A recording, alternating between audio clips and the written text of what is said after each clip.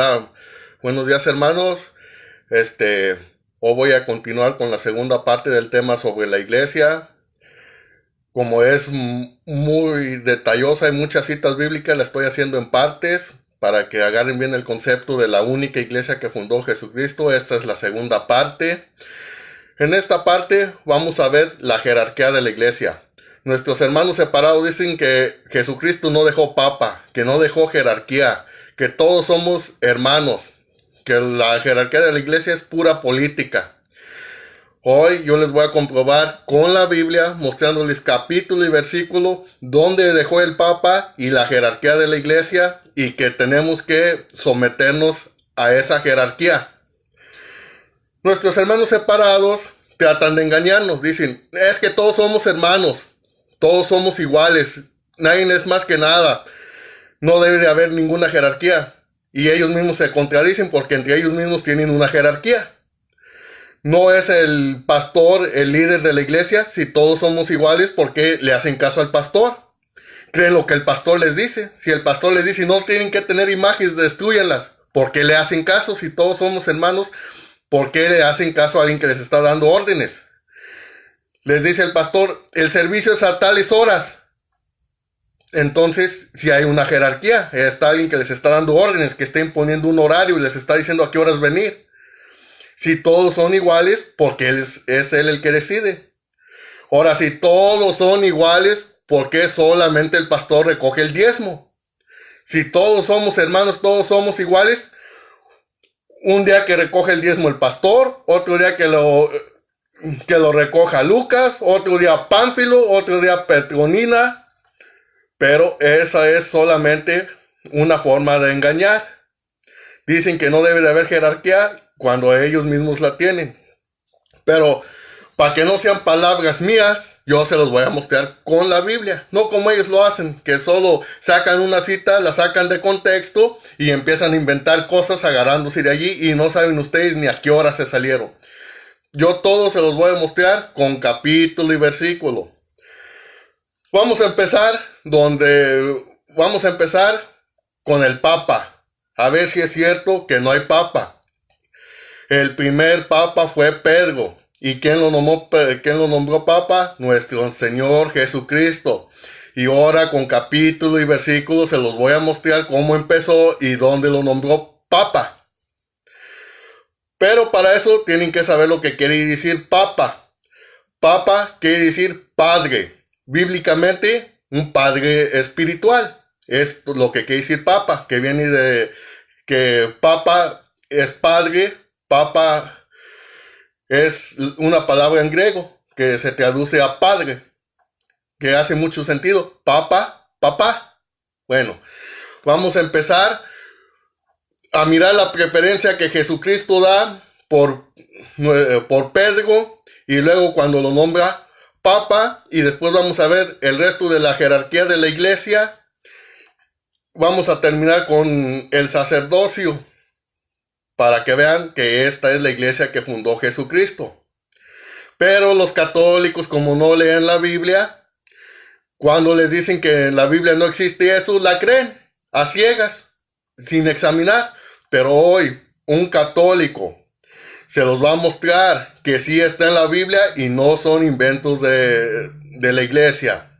Como lo he hecho con todos los temas, dándoles capítulo y versículo. Vamos a empezar con Mateo 10:1 en adelante.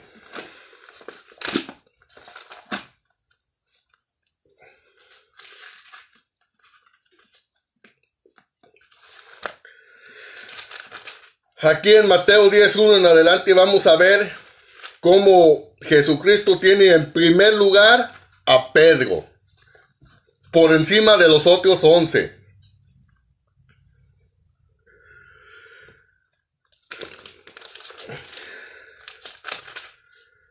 Dice, Jesús llamó a sus 12 discípulos y les dio poder sobre los espíritus impuros para expulsarlos y para curar toda clase de enfermedades y dolencias. En primer lugar, llamó a los 12 y a los 12 les dio poder. Dice, versículo 2, estos son los nombres de los 12 apóstoles el primero, Simón, llamado Pedro. Allí nos está diciendo que Pedro está en primer lugar de los otros 11. Ahora me pueden decir, no, ese argumento ya lo he escuchado muchas veces. Ahí es lo que se está refiriendo, que Pedro fue el primero que él escogió para ser sus discípulos. No está diciendo que es en primer lugar. Les voy a tumbar esa teoría a los protestantes, porque no fue Pedro el que llamó primero. Y está en Juan 1:40. Les voy a mostrar que no fue el primero que él llamó. Lo está poniendo en primer lugar. En Juan 1:40 en adelante. Dice, Andrés, el hermano de Simón Pedro, era uno de los dos que siguieron a Jesús por la palabra de Juan. Encontró primero a su hermano Simón y le dijo, hemos encontrado al Mesías, que significa el Cristo, y se lo presentó a Jesús. ¿Ya ven? Primero está Andrés y Andrés le presentó a Pedro. Entonces Pedro no fue el primero. Cuando dice en Mateo 10:1 que Pedro es el primero, se está refiriendo a que lleva el primer puesto entre los 12. Otra vez, Juan 1:40 para que vean, Andrés, el hermano de Simón Pedro, era uno de los dos que siguieron a Jesús. Por la palabra de Juan, encontró primero a su hermano Simón, o sea, Andrés encontró a su hermano Simón y le dijo, hemos encontrado al Mesías, que significa el Cristo, y se lo presentó a Jesús. Andrés le presentó a Jesús a Pedro, entonces Pedro no pudo haber sido el primero. Andrés se lo presentó. Jesús miró fijamente a Simón y le dijo, tú eres Simón, hijo de Juan, pero te llamarás Kefas, que quiere decir piedra. Allí estamos mirando que le cambia el nombre y se lo cambia con un propósito. Bueno, ya miramos dos datos. Pedro ocupa el primer lugar entre los 12, como lo dice Mateo 10:1, y se los mostré en Juan 1:40 en adelante, que no se está refiriendo a que fue el primero que llamó. Entonces se está refiriendo a que él ocupa el primer lugar. Para que quede más claro que él ocupa el primer lugar, vamos a Juan 21:15. Esta cita ya se las leí en la primera parte, en el video que hice de la primera parte. Ahora se las voy a volver a leer para que se den cuenta que todo tiene coherencia. Juan 21:15 en adelante. Cuando terminaron de comer, Jesús dijo a Simón Pedro, Simón, hijo de Juan, ¿me amas más que estos? Se está refiriendo a los demás, a los otros apóstoles. Contestó, sí, Señor, tú sabes que te quiero. Jesús le dijo, apacienta mis corderos. Le está dando autoridad. Apacienta mis corderos. Le preguntó por segunda vez, Simón, hijo de Juan, ¿me amas? Pedro volvió a contestar, sí, Señor, tú sabes que te quiero. Jesús le dijo, cuida mis ovejas. Se lo repite por segunda vez. ¿Qué le está dando a entender? Que él tiene la autoridad sobre sus corderos, sobre sus ovejas. Bíblicamente hablando, ¿quiénes son los corderos y las ovejas? Los seguidores de Cristo. Insistió Jesús por tercera vez. Si la Biblia dice alguna vez es porque es importante. Si lo dice dos veces es porque es muy importante. Y si lo dice tres veces es porque quiere que se les quede en la mente y no se les olvide. Insistió Jesús por tercera vez. Simón Pedro, hijo de Juan, ¿me quieres?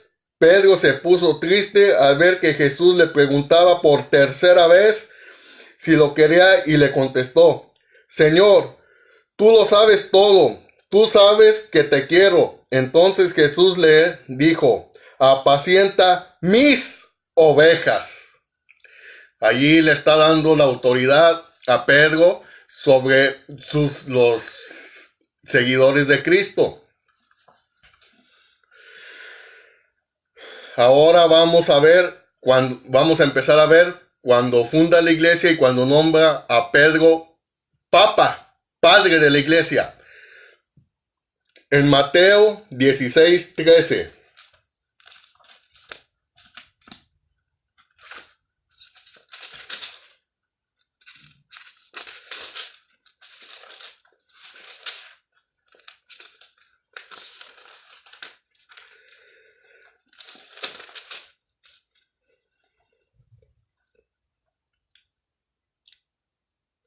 Mateo 16:13, aquí empieza todo. Fíjense bien, ahí vamos cuando de aquí en adelante pongan atención. Vamos a ver cuando lo nombra Papa. Jesús se fue a la región de Cesarea de Filipo. Estando allí, preguntó a sus discípulos, según el parecer de la gente, ¿quién es este Hijo del Hombre? Respondieron, unos dicen que eres Juan el Bautista, otros que eres Elías, o Jeremías, o alguno de los profetas. Fíjense bien, aquí Jesús le pregunta a sus discípulos, ¿qué dice la gente de mí? ¿Quién dicen que soy? Ellos respondieron, unos dicen que eres Juan el Bautista, otros que eres Elías, o Jeremías, o alguno de los profetas. Eso es lo que la gente dice. Todos profetizaban, predicaban sobre Cristo, pero no predicaban ni profetizaban la verdad. Entonces, fíjense en versículo 15. Jesús les preguntó, ¿y ustedes quién dicen que soy yo? Y aquí Pedro, el representante de la actual Iglesia de Cristo, de la Iglesia Católica, le contesta en Mateo 16:16. Pedro contestó, tú eres el Mesías, el Hijo del Dios vivo. O sea, todos predicaban una cosa diferente. Unos que él era Juan el Bautista, que era Elías. Bueno, cada quien tenía su forma de pensar de quién era él. Pero el único que tenía la verdad era Pedro. Porque aquí lo dice en Mateo 16:16. Pedro contestó, tú eres el Mesías, el Hijo del Dios vivo. Jesús le replicó, feliz eres Simón Barjona, porque esto no te lo ha revelado la carne ni la sangre, sino mi Padre que está en los cielos. Allí Jesús ve que Pedro tiene la verdad. Y no porque se lo reveló la carne, sino porque se lo reveló el Padre que está en los cielos. Todos hablaban de Cristo, predicaban sobre él, como lo hacen ahorita. Los testigos de Jehová dicen una cosa, los adventistas dicen otra, pentecostales otra, luz del mundo otra, mormones otra, etcétera, etcétera. Más de 70,000 agrupaciones cristianas y todas predican una cosa diferente sobre Cristo. Pero aquí en la Biblia estamos viendo que desde un principio Pedro tenía la verdad. Y aquí fíjense después de lo que pasa después de que Pedro tiene la verdad. Dice, Jesús le replicó, feliz eres, Simón Barjona, porque esto no te lo ha revelado la carne, ni la sangre, sino mi Padre que está en los cielos. Y el versículo 18, porque Pedro tiene la verdad, allí es donde funda su iglesia y lo nombra Papa. Vamos a ver. Dice, y ahora yo te digo, tú eres Pedro, o sea piedra, y sobre esta piedra edificaré mi iglesia. Los poderes de la muerte jamás la podrán vencer. O sea, sobre él edifica su iglesia y nadie la puede vencer. Ni los malos curas, ni los malos papas, ni los borrachos, ni los homosexuales, ni nadie. No, que los católicos son esto y esto. En primer lugar, no todos. Ni los católicos borrachos, ni los católicos homosexuales, ni los católicos idólatras, ni los malos curas, ni nadie la podrá destruir. Ni los protestantes tampoco, mucho menos ellos. Dice, tú eres Pedro, y sobre esta piedra edificaré mi iglesia. Los poderes de la muerte jamás la podrán vencer. Y aquí es donde lo nombra Papa. Versículo 19. Yo te daré las llaves del reino de los cielos. Lo que ates en la tierra quedará atado en el cielo, y lo que desates en la tierra quedará desatado en el cielo. Ahí está claro, le está dando toda autoridad. Sucesor de él, le da las llaves. Él tiene la autoridad. Cuando le da la autoridad es porque Pedro conoce la verdad. Pedro tiene la autoridad para hacer las decisiones según la verdad. Es precisamente lo que hace el Papa. El Papa, basándose a la doctrina de la iglesia que dejó Jesucristo, de su doctrina, dice que es lo que tenemos que hacer y hay que obedecerlo. Ahora aquí me pueden decir, ahí no lo está nombrando Papa. Claro que sí lo está nombrando, se los voy a explicar. Jesús era israelita. En el pueblo de Israel, cuando un rey le entregaba las llaves a otro, ese era su sucesor, el gobernador, el vicario. Y ese era el que tomaba las decisiones cuando el rey ya no estaba. Entonces, Jesús sabe que se va a ir, le da las llaves a Pedro. Él es el que va a tomar las decisiones cuando él ya no esté. Se los voy a explicar en una forma más moderna y ahorita se los voy a comprobar bíblicamente.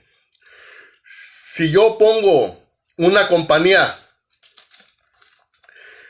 en esa compañía yo soy el presidente.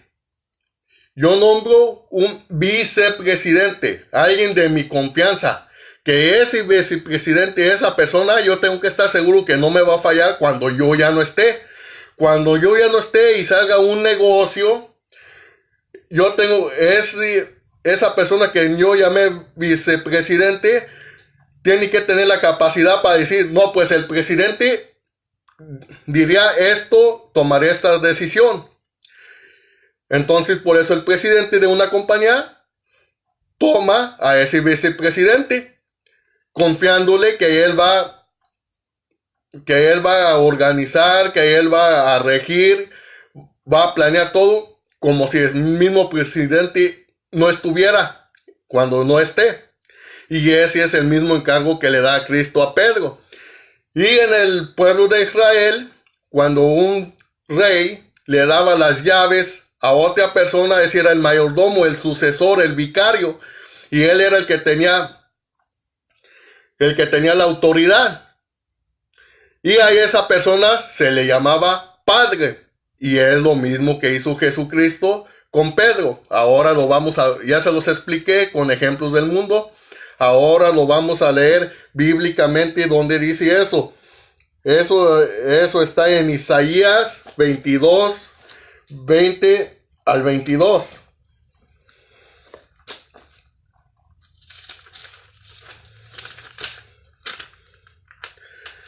Isaías 22, del 20 al 22.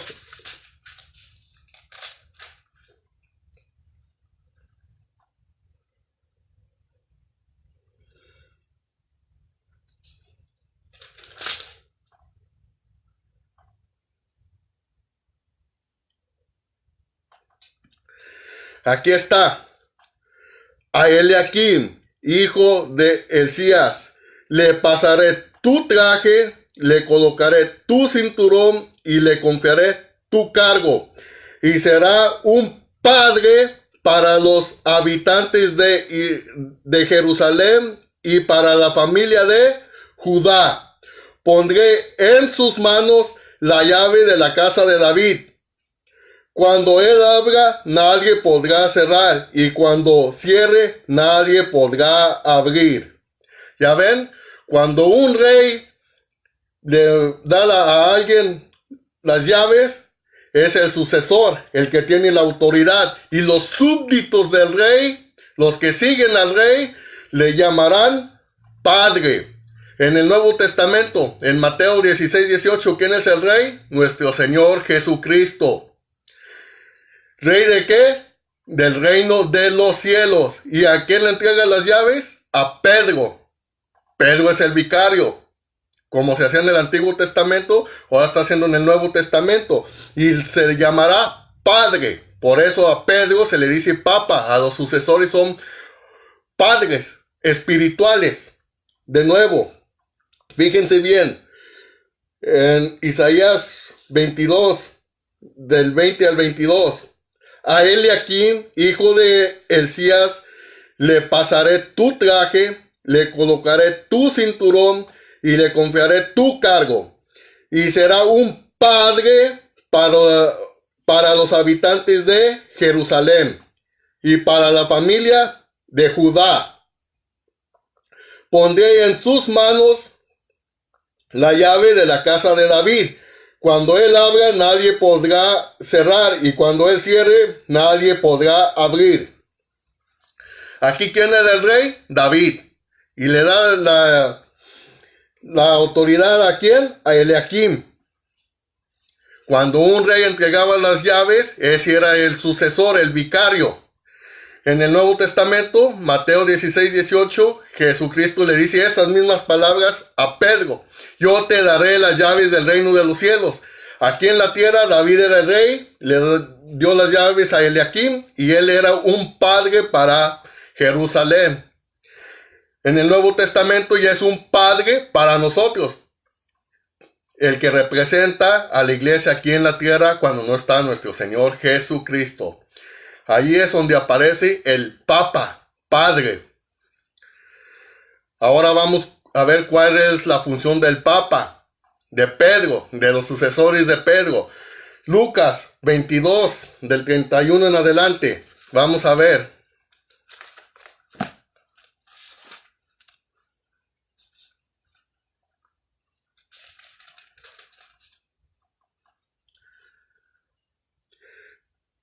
Dice, Simón, Simón, mira que Satanás ha pedido permiso para sacudirlos a ustedes como trigo que se limpia.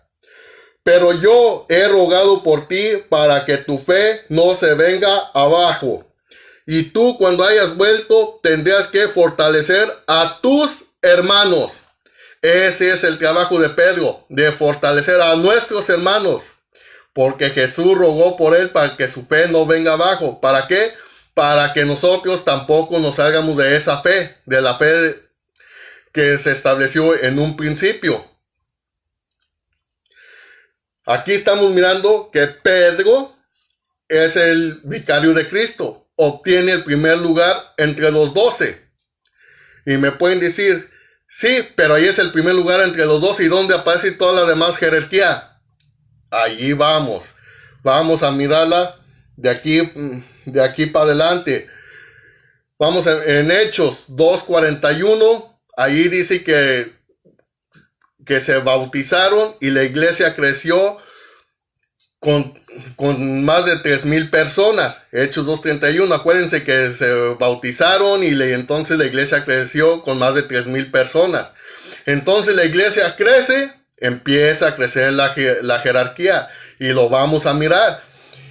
Vamos a empezar con Filipenses 1:1.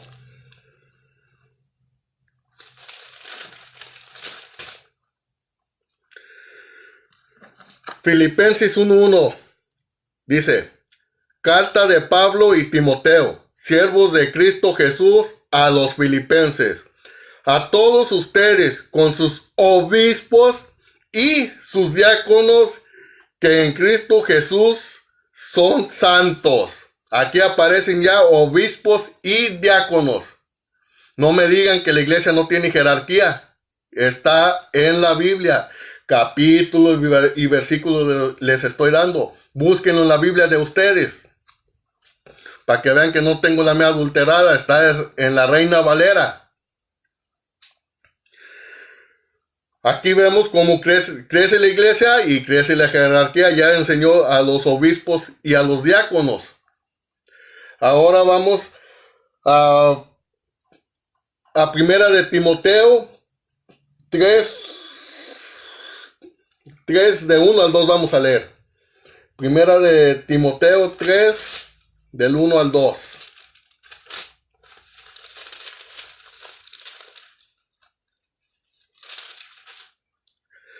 Dice, si alguien aspira el cargo de obispo, ya ven que si es un cargo, estoy mostrándoles con la Biblia. Otra vez, si alguien aspira el cargo de obispo, no hay duda de que ambiciona algo muy eminente. Es necesario pues que el obispo sea irreprochable, casado una sola vez, casto, dueño de sí, de buenos modales, que acoja fácilmente en su casa y con capacidad para enseñar. Aquí vimos una cosa que a lo mejor todos se están preguntando. Dice que casado una sola vez y en la jerarquía de la Iglesia Católica no se casan. Para no salirnos del tema de la iglesia, se los voy a explicar rapiditamente y luego esperen el video que voy a subir sobre el matrimonio y el celibato. Cuando dice que casado una sola vez, no se refiere que tiene que estar casado. Se refiere a que solamente se pueden casar una vez si es que se casan. Acuérdense de David, del rey David, de Salomón, tenían muchas mujeres. Todas las que pudieran mantener. En el Nuevo Testamento ya nos dice que ya solamente una mujer. Pero también nos dice que es mejor no casarse por el reino de los cielos. Para no salirnos de tema, les voy a dar nomás una cita para que la lean y darles un adelanto.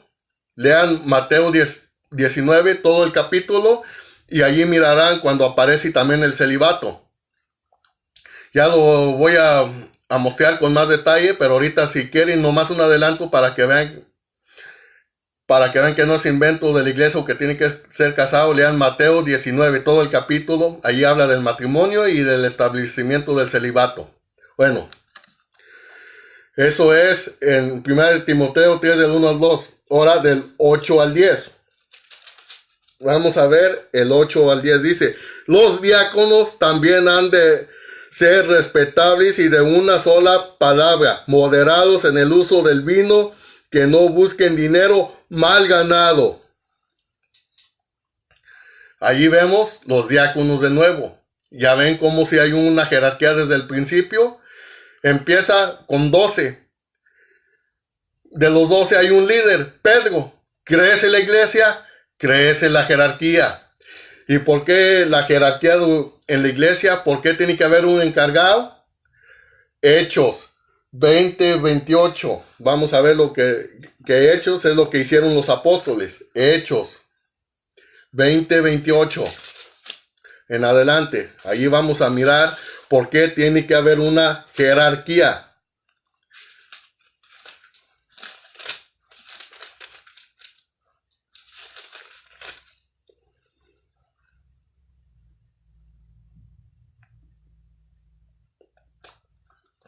Dice, cuiden de sí mismo y de todo el rebaño. Para eso es la jerarquía, para cuidar del rebaño. Acuérdense de Juan 21:15. Apacienta mis ovejas. Lo que dice a Pedro. Para cuidar al rebaño, para supervisar. Con el que el Espíritu Santo les ha puesto como obispos o supervisores. Para eso es la jerarquía. Para que supervisen, para que cuiden. Y aquí se les estoy dando un capítulo y versículo que es la iglesia primitiva de Jesucristo. Dice, otra vez, del 28, cuiden de sí mismos y de todo el rebaño en el Espíritu Santo. Les ha puesto como obispos, o sea, supervisores. Pastoreen la iglesia del Señor que Él adquirió con su propia sangre. Para cuidar la iglesia del Señor, Él adquirió con su propia sangre. Esa vale mucho. Nuestro Señor Jesucristo la adquirió con su propia sangre. ¿Cómo pueden decir que la iglesia no importa? Que no es importante, que es lo mismo estar aquí o estar allá. Aquí lo dice claramente. ¿Para qué es la jerarquía? Otra vez, que se les quede bien grabado. Cuiden de sí mismos y de todo el rebaño. en el que el Espíritu Santo les ha puesto como obispos, o sea, supervisores. Pastoreen la iglesia del Señor que Él adquirió con su propia sangre. Sé que después de mi partida, fíjense bien lo que dice, de lo que va a pasar después de su partida ya estaba escrito. Sé que después de mi partida sé que después de mi partida se introducirán entre ustedes lobos voraces que no perdonarán el rebaño. De entre ustedes mismos surgirán hombres que enseñan doctrinas falsas e intentan arrastrar a los discípulos tras sí. Por eso la jerarquía, para que no vengan a enseñar doctrinas falsas. Dice, entre ustedes mismos surgirán hombres que enseñarán doctrinas falsas. ¿De dónde salieron los protestantes? ¿De dónde salió Martín Lutero? De la Iglesia Católica. Cuando predican, ¿qué es lo que dicen? Cuando yo era católico, entre ustedes mismos saldrán. De entre nosotros mismos salieron. Dice, estén pues atentos y recuerden que durante 3 años no he dejado de aconsejar a cada uno de ustedes, noche y día, incluso entre lágrimas. Allí vemos que para eso es la jerarquía, para cuidar la iglesia. Hablando de la jerarquía, ¿qué es lo que dicen? No, es que Jesucristo no dejó ninguna jerarquía. Todos somos iglesia, todos somos hermanos, todos somos iguales. Lobos voraces que surgirán entre nosotros mismos para devorarnos, para arrastrarnos tras sí. Están diciendo mentiras, doctrinas falsas, como nos está diciendo la Biblia. Dicen que no hay jerarquía cuando se las ha demostrado con capítulo y versículo. Ahora los encomiendo a Dios y a su palabra portada en su grandeza. Ahora los encomiendo a Dios y a su palabra portada de su gracia que tiene eficacia para edificar sus personas y entregarles la herencia junto a todos los santos. Para eso está la jerarquía de la iglesia, para eso los obispos, para eso los presbíteros, para eso los diáconos. Aquí se los estoy mostrando con capítulo y versículo. Hay jerarquía. Empieza a crecer la iglesia, empieza a crecer la jerarquía. Empezó con 12, el jefe de 12, y empieza a crecer la iglesia, empieza a crecer la jerarquía. Ahora vamos a Efesios 4:11.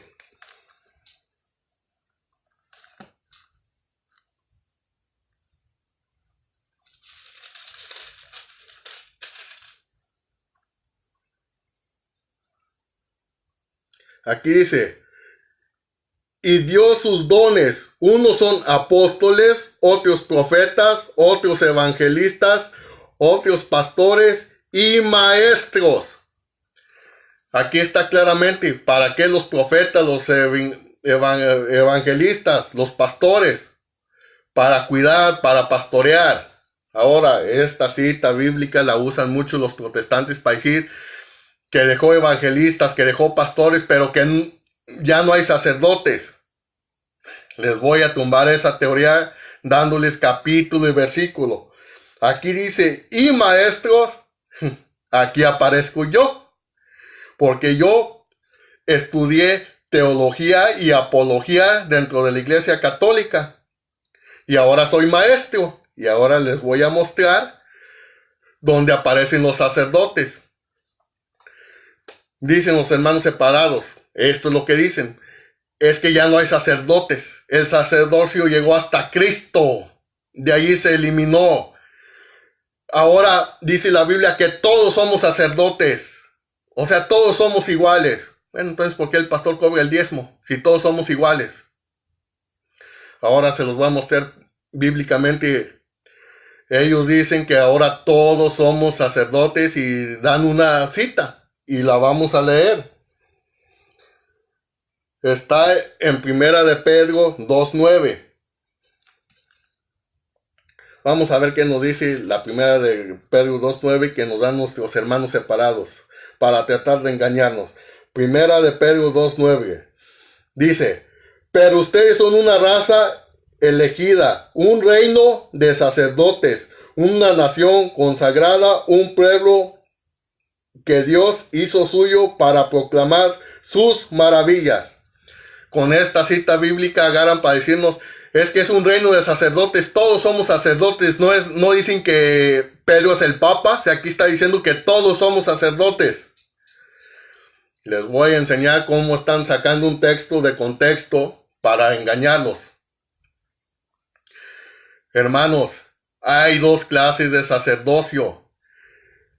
El ministerio, el que se administra, y el común de los fieles. El ministerio, el sacerdocio que existía en el Antiguo Testamento, de la tribu de Leví, y ahora sigue en el Nuevo Testamento también. Aquí está hablando del sacerdocio común de los fieles. O sea, el sacerdocio común de los fieles es la obligación que yo tengo como fiel de enseñar a mi familia, a mis hijos, de llevarlos a misa. No estás hablando del sacerdocio ministerial, del que se administra. Y el sacerdocio común de los fieles, ese ya existía desde el Antiguo Testamento. Aquí lo único que está diciendo es que eso sigue vigente. Y se los voy a comprobar para que no les quieran a nuestros hermanos separados. Eso ya existía.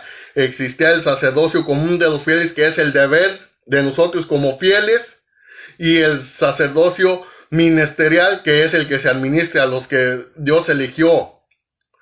Vamos a ver primero el común de los fieles, pues les voy a mostrar que ese ya existía. No es que se acabó el sacerdocio levítico y empieza el común de los fieles, que ya todos somos y ya no hay ministerial. Eso no es cierto. Hay dos sacerdocios. Ahora les voy a mostrar que en el Antiguo Testamento ya existía ese sacerdocio común de los fieles. Para nosotros, en Éxodo 19:6, que dice lo mismo que en la primera de Pedro 2:9.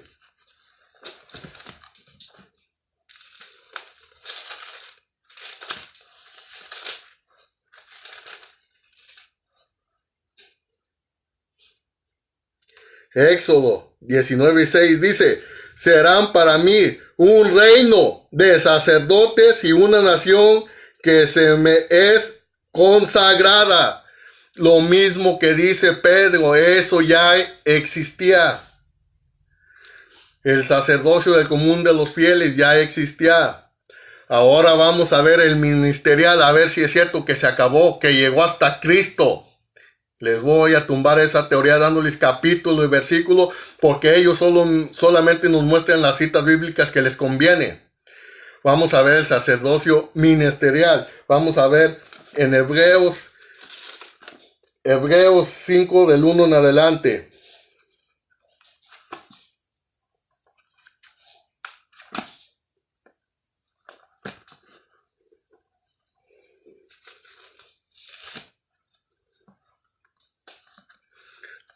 Vamos a ver el ministerial, el que se administra. Dice, todo sumo sacerdote es tomado de entre los hombres y los representa en las cosas de Dios. ¿Ya ven? No somos todos. Dice, todo sumo sacerdote es tomado entre los hombres y los representa en las cosas de Dios. O sea, es el que nos representa. Ahorita me pueden estar diciendo, sí, pero si llegó hasta Cristo y de allí fue eliminado. Se los voy a mostrar que no. Dice, por eso ofrece dones y sacrificios por el pecado. Aquí dice que es un sacerdote el que ofrece dones y sacrificios por los pecados. Es capaz de comprender a los ignorantes y a los extraviados, pues también lleva el peso de su propia debilidad. O sea que es un hombre pecador, igual que nosotros. Un hombre tomado entre los hombres para hacer dones y sacrificios por los pecados, que es también pecador como nosotros. Dice, por esta razón debe ofrecer sacrificios por sus propios pecados, al igual que por los del pueblo. Aquí no dice que un sacerdote es impecable. No, es un hombre tomado entre los hombres. Solo que nos está representando. Una administración, no somos todos. Dice, nadie se apropia esta dignidad, sino que debe ser llamado por Dios, como lo fue Aarón. Aquí si nadie se apropia esta dignidad.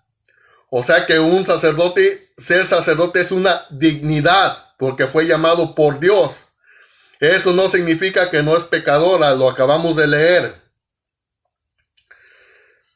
Ahora vamos a ver si me pueden decir, sí, pero ahí está hablando del antiguo sacerdocio. Y el antiguo sacerdocio llegó hasta Jesucristo y de ahí no hubo más. Se los voy a comprobar con capítulo y versículo que eso no es cierto. El sacerdocio no se acabó, no fue eliminado. Esa es una mentira de nuestros hermanos separados. ¿Por qué mienten? En Juan 8:44, el diablo es padre de toda mentira. No hay ninguna cita bíblica que dice que se eliminó el sacerdocio. No, es que cuando fue crucificado Jesucristo, el templo se rasgó en dos y por eso quedó eliminado. Eso no es cierto. Dice que el templo se rasgó en dos, pero no dice que fue eliminado. No, simbólicamente. No digan mentiras, se los voy a comprobar. En Hebreos 7:11, vamos a ver si es cierto que fue eliminado.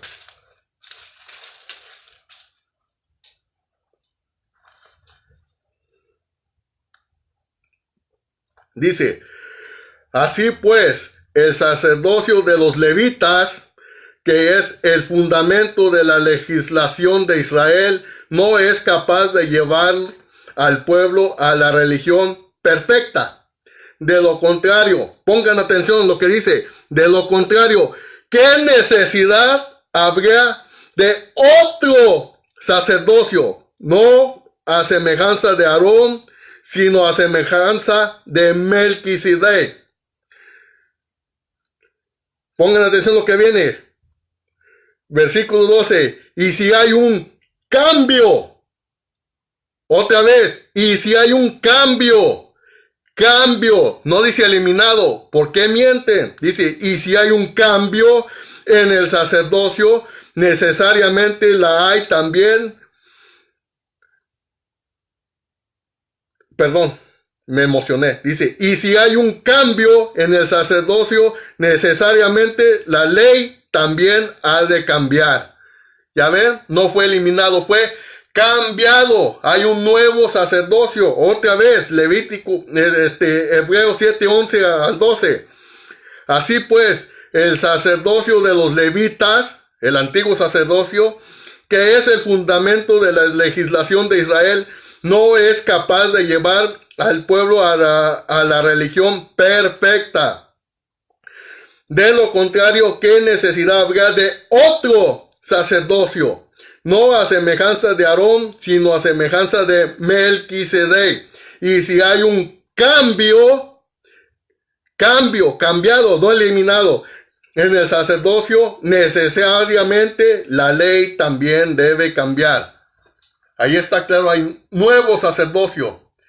¿Cómo era a semejanza de Aarón? Sacrificando animales. Pueden leer Levítico 5 en adelante, Levítico 16 del 30 en adelante, se sacrificaban animales. ¿Qué es un sacerdote? El que hace el que hace dones y sacrificios por los pecados. En el Antiguo Testamento, sacrificando animales. En el Nuevo Testamento hay un cambio. Ya no es con animales. Dice a semejanza de Melquisedec. ¿Y cómo es eso a semejanza de Melquisedec? Ya no se van a sacrificar animales. Vamos a ver cómo fue la semejanza de Melquisedec. En Génesis 14:18. Melquisedec era sacerdote del Dios Altísimo. Y él no sacrificaba animales. Por eso se dice que a la semejanza de Melquisedec. Génesis 14:18.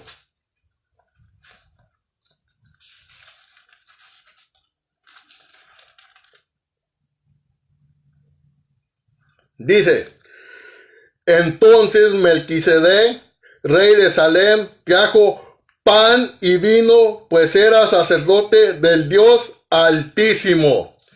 Exactamente lo que hace la Iglesia Católica. Ya no es, se eliminó el sacerdocio de Aarón y se estableció uno nuevo a semejanza de Melquisedec, que es el sacerdote, el que ofrece dones y sacrificios. Sacerdocio de Aarón, de los levitas, animales. El de Abraham, con pan y vino. Allí empieza el nuevo sacerdocio, el de la Iglesia Católica. Ahora vamos a leer Hebreos 13:17. Vamos a seguir en Hebreos. Acuérdense que en Hebreos 7:11 nos dice que hay un nuevo sacerdocio. Ahora vamos a ver qué nos dice Hebreos 13:17.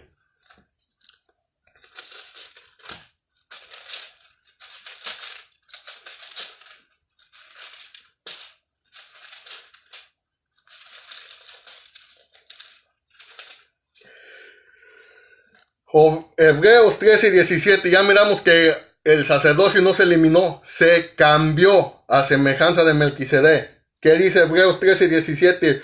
Obedezcan a sus dirigentes y estén sumisos. ¿Ya ven cómo si hay una jerarquía? ¿Cómo si tenemos que obedecer a alguien? Ya les mostré con capítulo y versículo que la jerarquía de la iglesia, cómo va creciendo. Ya les mostré dónde vienen los sacerdotes, que los sacerdotes no se acabaron, siguen en pie. Lo dice en Hebreos 7:11 solamente, y se cambió. Antes a la manera de Aarón, los sacerdotes levitas, ahora a la manera de Melquisedec. Y en Hebreos 13:17 dice, obedezcan a sus dirigentes y estén sumisos. Hay que obedecer a los nuevos sacerdotes. Ahora les voy a mostrar que nuestro Señor Jesucristo dice lo mismo en Lucas 17:14. Fíjense bien lo que dice nuestro Señor Jesucristo. Si son cristianos, créanlo, obedézcanlo. Lucas 17:14. Esto es lo que dice el maestro. No dicen que es el gran ejemplo, que hay que seguirlo. Aquí está lo que dice. Jesús les dijo. Claramente aquí dice, Jesús les dijo. Vayan y preséntense a los sacerdotes. ¿Qué dijo Jesús? Vayan y preséntense a los sacerdotes. Otra vez, para que les quede bien claro. Lucas 17:14, Jesús les dijo, vayan y preséntense a los sacerdotes. Entonces, ¿por qué nuestros hermanos separados no lo hacen? No, es que el pastor me dijo que no. ¿Y qué importa lo que diga el pastor? Lo que importa es lo que dijo Jesús. Él dijo, vayan, preséntense a los sacerdotes. Háganlo, si creen en él, háganlo. Ya se los mostré que ese sacerdocio sigue vigente. Él mismo los manda. No, pero es que el pastor dijo que no. Y lo que diga el pastor, ¿qué importa? Ahora no quieren hacerle caso a nuestro Señor Jesucristo y se llaman cristianos. Lucas 6:46. ¿Por qué me dicen Señor, Señor y no hacen lo que yo les digo? ¿Qué les está diciendo? Vayan. Preséntense a los sacerdotes. Esta es la iglesia que fue fundada por nuestro Señor Jesucristo con jerarquía y tienen los sacerdotes. En Mateo 16:18, en la segunda parte, acuérdense que dice, los poderes de la muerte jamás podrán vencerla. Una iglesia que Él estableció. Nadie la puede vencer. Ni los malos católicos, ni los católicos borrachos, ni los católicos homosexuales, ni los católicos ladrones, ni los católicos idólatras, nadie. Ni los sacerdotes, ni los papas, y mucho menos los protestantes. Esa fue una promesa de Jesucristo. Mateo 28:20, ¿qué nos dice Jesucristo?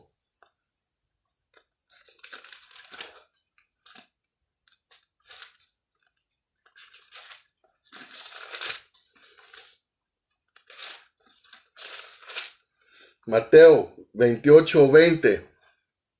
Dice, yo estoy con ustedes todos los días hasta el fin del mundo. No dice hasta que llegue Constantino, hasta que llegue Martín Lutero, hasta que llegue el fundador de los testigos, Charles Taze Russell. No dice hasta que llegue el fundador de los mormones, José Smith. No dice hasta que llegue la fundadora de los adventistas, Elena Golden White. No, dice, yo estoy con ustedes hasta el fin del mundo. Y Pablo nos lo deja bien claro para qué es la iglesia de Cristo. Vamos a leer en Efesios 3:20 en adelante. Fíjense bien.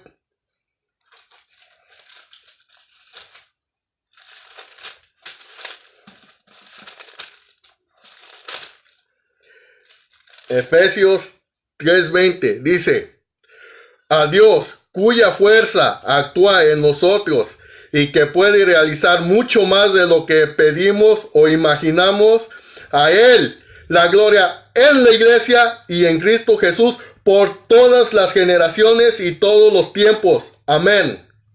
Fíjense bien, fundó una iglesia y en esa iglesia se le tiene que dar la gloria. Dice versículo 21, Efesios 3:21, a Él la gloria en la iglesia y en Cristo Jesús por todas las generaciones y todos los tiempos.